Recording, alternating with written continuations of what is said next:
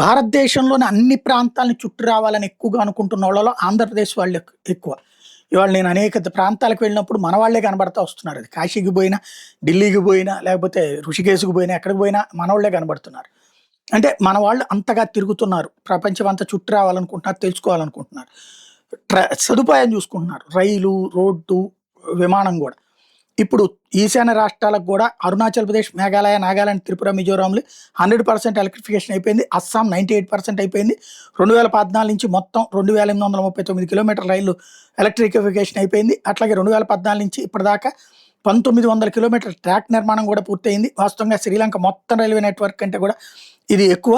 అదే సందర్భంలో railway budget 2026లో Assam, ఈశాన్య రాష్ట్రాలకి 4 లైన్ కారిడార్‌గా మార్చేందుకు అనుగుణమైనటువంటి నిర్ణయాలు తీసుకున్నారు. 11,486 కోట్లు కేటాయించారు. ఇక్కడ మొత్తం 72,468 కోట్ల విలువైన రైల్వే ప్రాజెక్టులు కొనసాగుతున్నాయి. ట్రాక్ నిర్మాణం, స్టేషనరీ డెవలప్‌మెంట్, భద్రతా అభివృద్ధి ఇదంతా కూడా చేసుకెళ్తున్నారు.